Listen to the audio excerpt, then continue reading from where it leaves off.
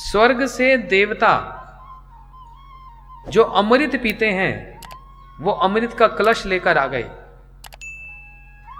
और सुखदेव गोस्वामी जी से कहने लगे, हे सुखदेव, परीक्षित को तो शाप लग गया कि 7 दिन के पश्चात उसकी मृत्यु हो जाएगी, तक्षक सर्प आकर उसको डसेगा, ये स्वर्ग का अमृत तो उसको पिला दो और उसके बदले में आप हमको कथा अमृत पिला दो। अब इससे एक बात तो समझ आ गई कि स्वर्ग से अमृत से भी बड़ा क्या है, कथा का अमृत। नहीं तो वो क्यों लाते।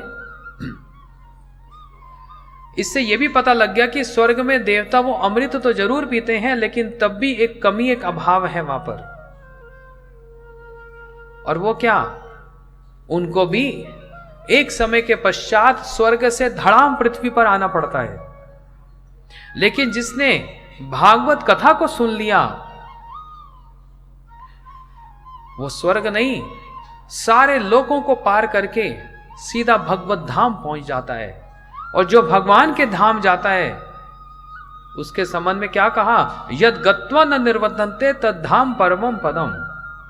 जहां पर जाने के पश्चात फिर यहां पर नहीं आया जाता, वो धाम कैसा है, परम धाम है, फिर यहां पर नहीं आया जाता। इस दुख वाले संसार में जहां पर कलेश ही कलेश है, शारीरिक क्लेश, रोग का क्लेश, इस संसार में फिर नहीं आया जाता। ये बार बार मरने का और फिर जीने का, पुनरपि जननम पुनरपि मरणम, इसका चक्र समाप्त हो जाता है। वही वास्तव में हमारा घर है। यहां तो हम एक धर्मशाला में आए हैं,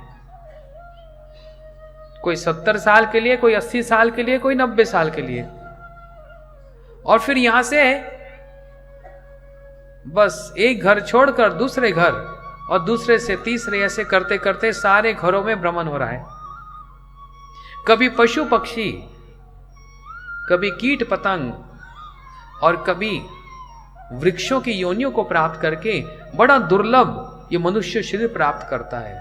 लब्ध्वासु दुर्लभ इदम बहु संबन्वन्ते, अनेक जन्म अनेक योनियों को पार करके ये मनुष्य शरीर प्राप्त होता है। और वो मनुष्य शरीर खाने में, सोने में, पैसा कमाने में और सारी संपत्ति को इकट्ठा करने में ही सब व्यतीत हो जाता है, हाथ कुछ नहीं लगता।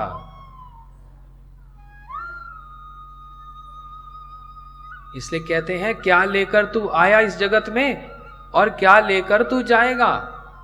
मुट्ठी बांधे आया जगत में और हाथ पसारे जाएगा। कोई भी खाली हाथ नहीं आता और कोई भी खाली हाथ नहीं जाता।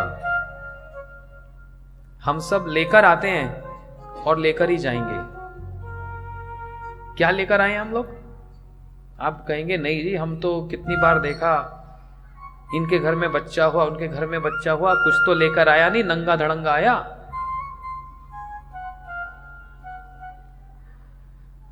इस बात को अपने हृदय में धारण कर लो, कोई खाली हाथ नहीं आया है। हम अपने पुराने जन्मों का प्रारब्ध हमारे साथ लेकर आते हैं, अपने पुराने जन्मों के कर्म अपने साथ लेकर आता है, ये खाली हाथ नहीं है। और जब जाएंगे तब भी वो कर्मों की पोथरी को अपने सिर पे धारण करके जाएंगे, कोई खाली हाथ नहीं जाता। लेकर आए हैं और लेकर जाएंगे। इसी कर्म बंधन में कभी बड़े घर में जन्म, कभी छोटे घर में जन्म, कभी ये समस्या और कभी वो समस्या, कब तक झुलसते रहेंगे। इससे पार होने का यदि कोई एक उपाय है तो वो भगवान की भक्ति को छोड़कर और कुछ नहीं है।